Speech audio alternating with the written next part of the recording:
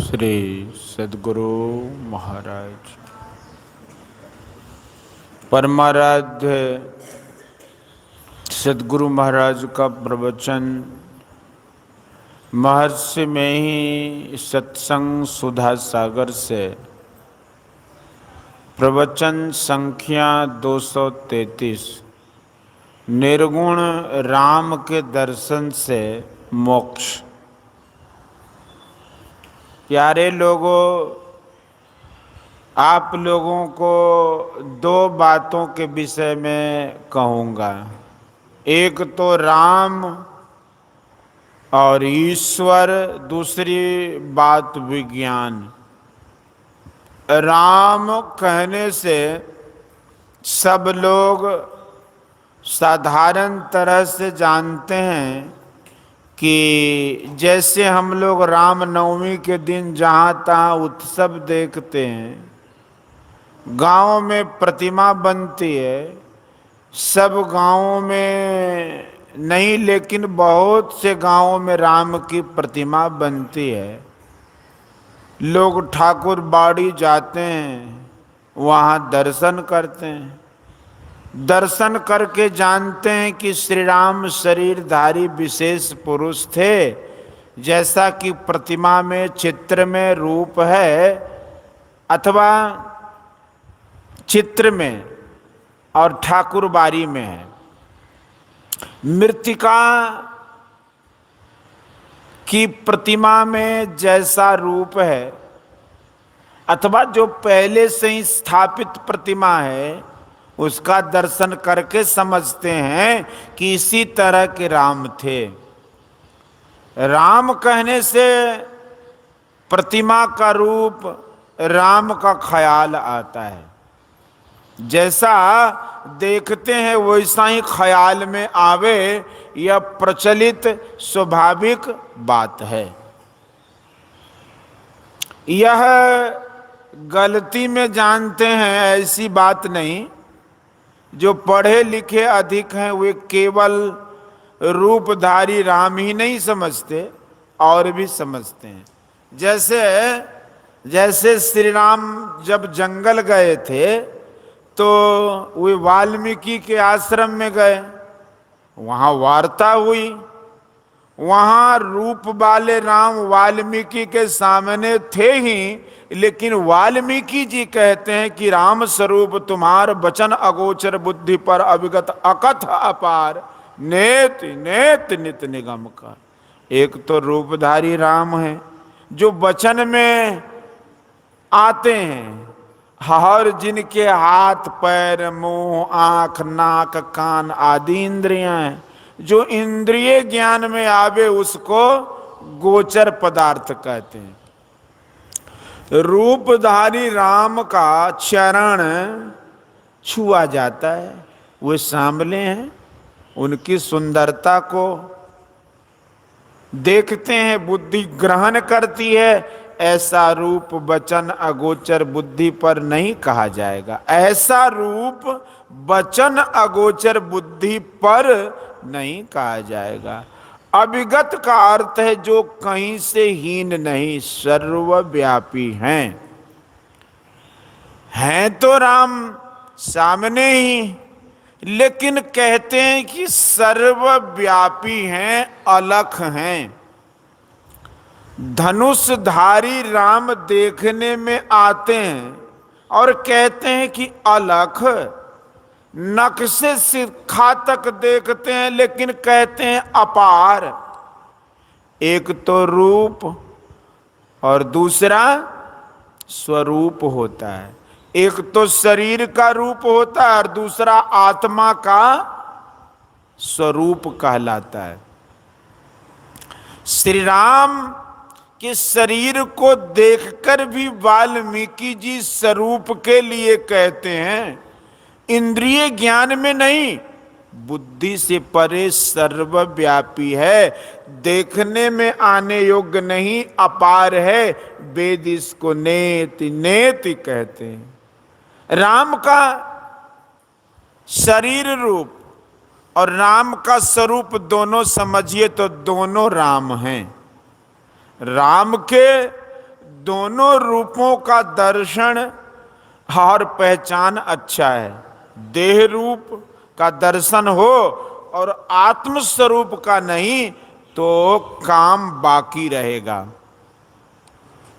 भगवान राम आज नहीं है, उनकी प्रतिमा है, लेकिन सभी प्रतिमाएं एक सी नहीं है। उनमें कौन कौन सी प्रतिमा ठीक है कहा नहीं जा सकता।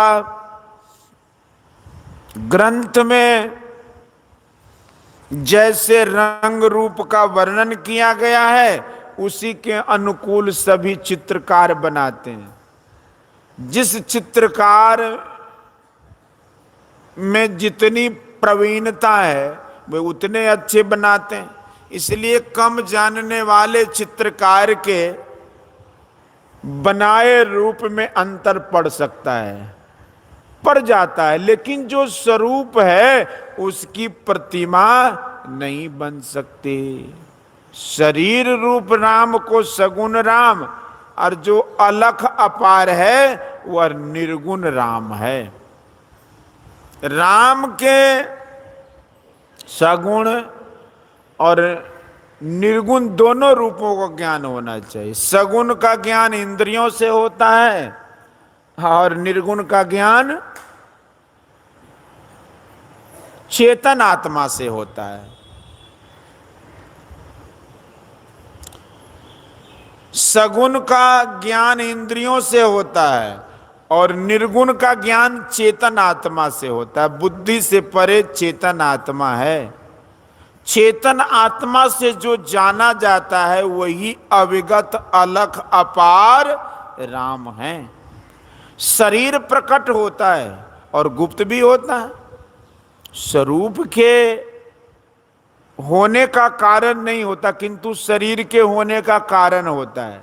स्वरूप का होना किसी सबब वजह से नहीं होता, वह परम प्राचीन है, परम सनातन है। ऐसा जो पदार्थ है वही अविगत अलग अपार है।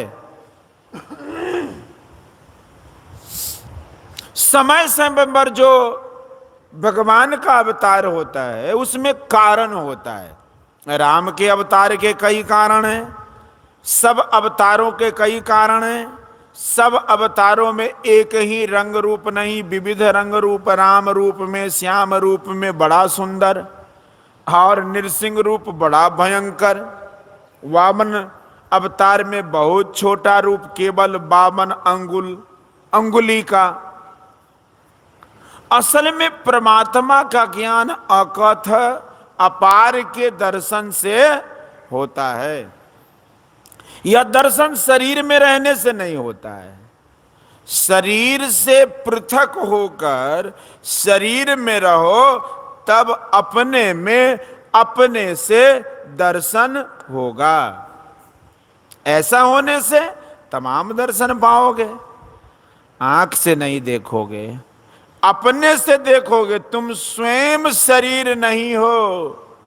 गांव में कभी न कभी कोई अवश्य मरता है। गांव में कभी न कभी कोई अवश्य मरता है और उसकी श्राद्ध क्रिया होती है। सभी धर्मों में श्राद्ध क्रिया होती है किसी न किसी रूप में। इसमें विश्वास रहता है कि शरीर छूट गया, चेतन आत्मा कहीं चली गई है, उसकी शुभ गति हो, इसलिए श्राद्ध क्रिया होती है। शरीर से केवल चेतन आत्मा नहीं निकलती। इस स्थूल शरीर से सूक्ष्म कारण महाकारण के सहित चेतन आत्मा निकल जाती है। ये 3 शरीर मरते हैं।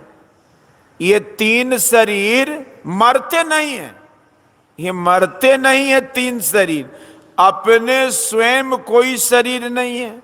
शरीर निवासी हैं। जैसे दूध को मथते मथते आखिर में उससे मक्खन अलग हो जाता है और उसी में रहता है। फिर आप अलग करते हैं, इसी तरह चेतन आत्मा शरीर में रहे और शरीर से फूट कर रहे, तब पहचान में आवेगा कि यही मैं हूं और यही राम है जो अविगत, अलग, अपार है। सगुण राम के दर्शन से माया में बहुत बढ़ती होती है और निर्गुण राम के दर्शन से मोक्ष होता है। निर्गुण राम अलग और सगुण राम अलग नहीं रहता। शरीर को पहन लिया तो सगुण, सब शरीरों को छोड़ दिया वही निर्गुण है। जो भजन करता है वह शरीर से वैसे निकल कर रहता है जैसे दूध से मक्खन, वही जीवन मुक्त होता है, वही अपने को पहचानता है और राम के स्वरूप को भी। आज लोग विज्ञान की ओर बहुत झुके, इसमें बड़ी इज्जत होती है, बहुत पैसे भी मिलते हैं। अभी सुना कि बिनु विज्ञान की समता आवे। समता माने एक ही भाव। आज तो भौतिक विज्ञान बढ़ा है, उसने क्या क्या किया, एक भाव को मिलाया नहीं, एक भाव को मिलाया नहीं, टुकड़ा किया। जितना भौतिक विज्ञान बढ़ा है उतना ही नाशकारी बना है। यह है भौतिक विज्ञान, एक क्षण में क्या से क्या नाश कर दे। संसार के पदार्थों को विशेष रूप से जानना भौतिक विज्ञान है। भौतिक विज्ञान में समता नहीं आई है और न आ सकती है। भौतिक विज्ञान की बढ़ती हुई है लेकिन अंत नहीं हुआ है।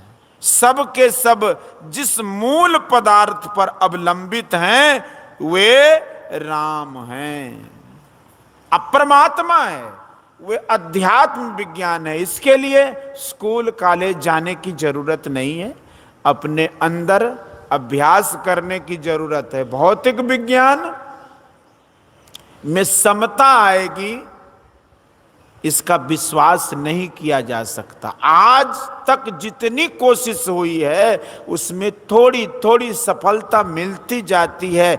भौतिक विज्ञान में मारने और नाश करने की बात तो बहुत आई है लेकिन बचाने की नहीं। ईश्वर का दर्शन ही अध्यात्म विज्ञान का मूल है, उसमें समता होती है। विश्वामित्र बड़े बली राजा थे, अस्त्र शस्त्र के बहुत ज्ञाता थे। पीछे वे श्री राम के गुरु हुए और थोड़े ही काल में उनको सिखा दिया। विश्वामित्र ने वशिष्ठ जी को अस्त्र शस्त्र के प्रभाव से दबाना चाहा लेकिन दबा न सके। अंत में उन्होंने तप किया, तप में कुछ गिरे भी फिर संभले और इतना तप किया कि उनमें इतना बल हो गया कि जो कुछ किसी को कहे सो हो जाए। उनके शाप से, डर से सभी लोग थर थर कांपते थे। वे लोगों से कहते थे कि लोग मुझे ब्राह्मण कहें। लोग कहते थे कि वशिष्ठ जी आपको ब्राह्मण कह दे तो हम लोग भी कहेंगे, लेकिन वशिष्ठ जी उनको ब्राह्मण नहीं कहते थे। विश्वामित्र जी ने वशिष्ठ जी के 100 पुत्रों को मरवा दिया, फिर भी वशिष्ठ जी के हृदय में रंच मात्र भी क्लेश नहीं हुआ। एक बार जब वशिष्ठ जी भोजन करने लगे तो शाक में नमक नहीं था। उन्होंने अपनी पत्नी अरुंधति से पूछा कि साग में नमक नहीं है क्यों? अरुंधति ने कहा कि नमक समाप्त हो चुका है, इसलिए शाक में नमक नहीं दिया गया। वशिष्ठ जी ने कहा कि निकट ही में विश्वामित्र जी का आश्रम है, उनके यहां से नमक क्यों नहीं ले आई? अरुंधति ने कहा कि जो मेरे 100 पुत्रों को मार चुके हैं, उनसे मैं नमक मांगती। वशिष्ठ जी ने कहा, अरे उनकी आत्मा और मेरी आत्मा एक है।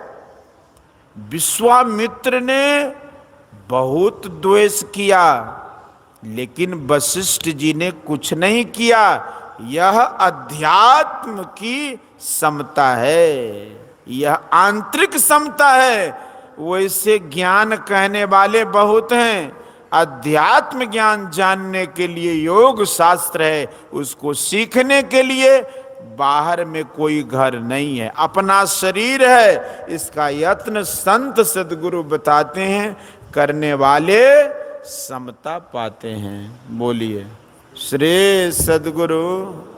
यह प्रवचन पुरैनिया जिलांतर्गत अब अररिया भटगामा में श्री संतमत सत्संग मंदिर में दिनांक 6/5/1966 ईस्वी के अपराह्न कालीन सत्संग में हुआ था।